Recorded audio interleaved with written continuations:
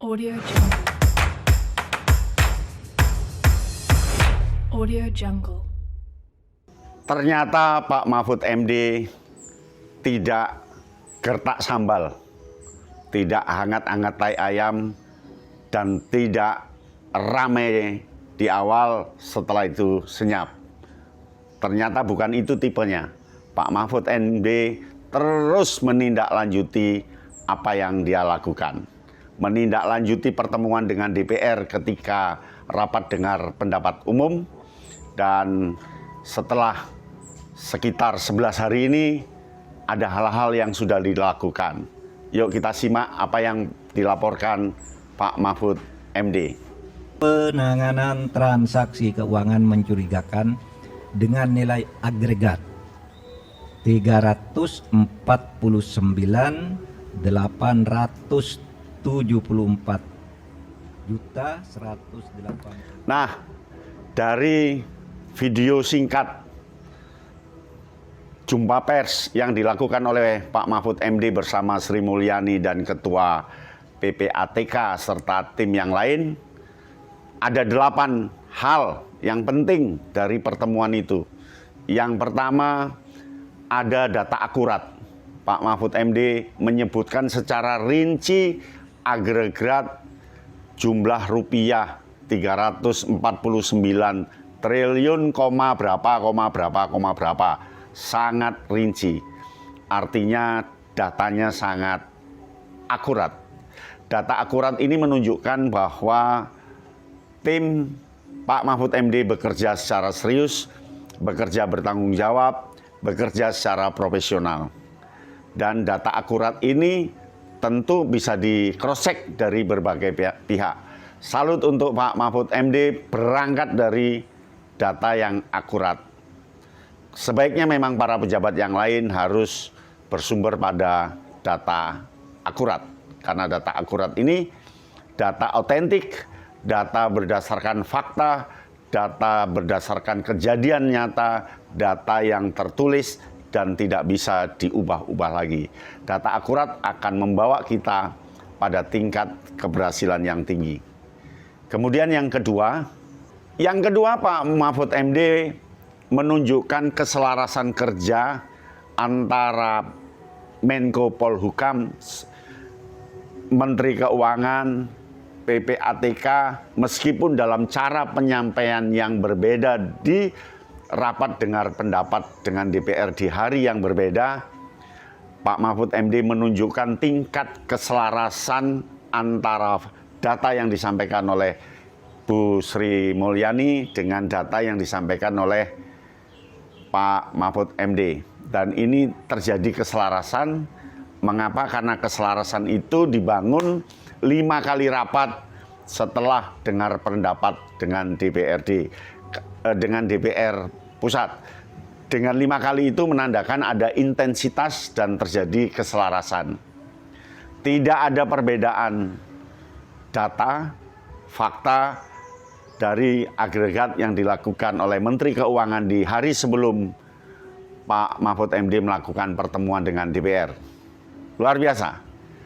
Nah, yang ketiga ternyata Pak Mahfud MD betul-betul melakukan langkah serius, melakukan tindakan yang serius. Ini dibuktikan dengan rapat yang 5 kali sudah diadakan di tim itu, dan serius untuk mendalami kasus yang sebenarnya, untuk mendalami dugaan yang sebenarnya. Dan Pak Mahfud MD ini serius banget, sampai sekarang sudah ada yang menjadi tersangka karena pencucian uang akibat anaknya yang flexing, pamer harta, dan sudah terjadi penangkapan impor emas yang juga dicurigai. Itu menandakan bahwa kerja serius dilakukan betul oleh Pak Mahfud MD. Kerja serius ini perlu kita apresiasi dengan bagus, dan kita mendorong supaya kerja selanjutnya harus betul-betul serius. Bila perlu tidak hanya 5 kali rapat, ditambah lagi berapa dengan fokus yang berbeda-beda. Itu yang ketiga. Nah, yang keempat, Yang keempat, dari yang diomongkan di jumpa pers itu, tim Pak Mahfud MD ini memasang jaring untuk menangguk ikan, menangguk korban, menangguk pelaku dengan cara macam-macam. Bisa jadi jaringnya lewat analisis dokumen, jaringnya lewat pengamatan pencucian uang, jaringnya lewat yang lain.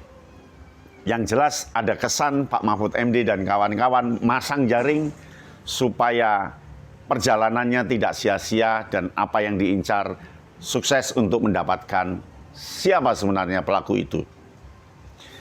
Kemudian yang kelima, luar biasa Pak Mahfud MD, Bu Sri Mulyani serta tim yang lain punya target. Target yang akan dicapai.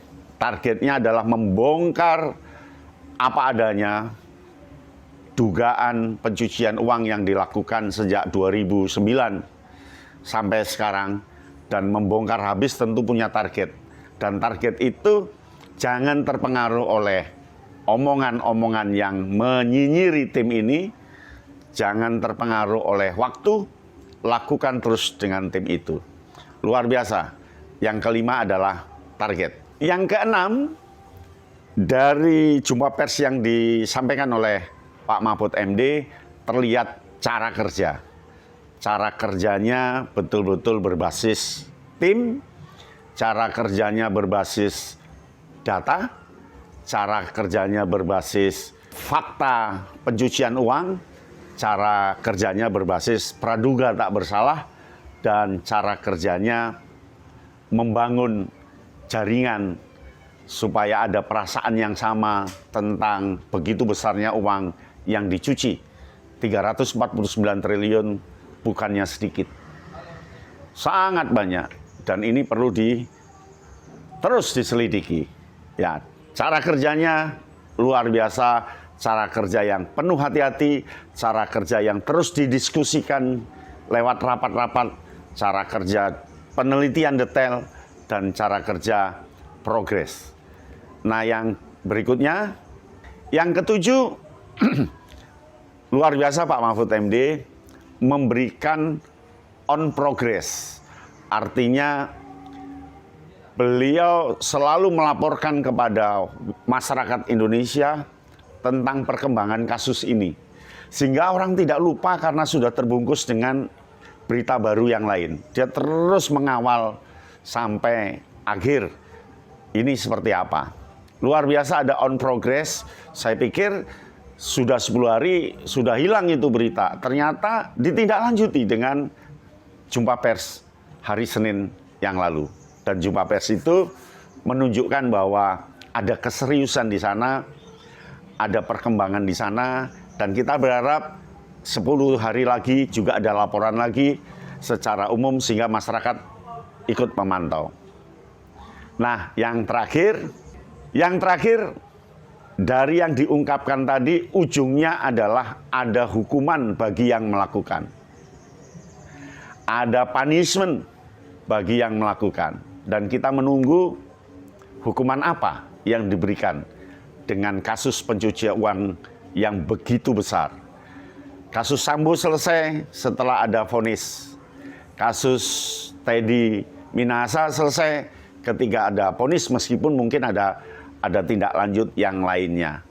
Dan ini kita tunggu sampai siapa sebenarnya pelaku itu, untuk apa uang itu, mengapa sampai melakukan ini, lalu kira-kira ada kejerahan tidak, dan seterusnya.